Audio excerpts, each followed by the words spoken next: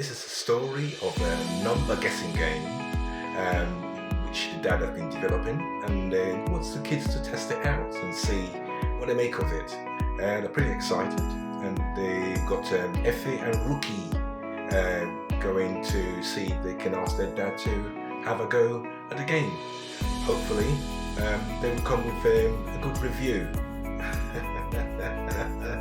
You can see how excited they are to see Effie and then see Rookie going to make their way to their dad's room. They've both gone to the computer, as excited as they are, and as kids will do, they'll try and explore all the features. It's got an easy and hard option, and they click in numbers. But that's what they all do. Kids would always do that.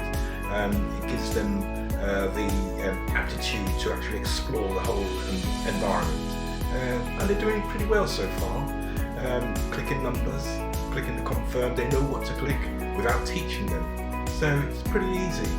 So let's see how they get on.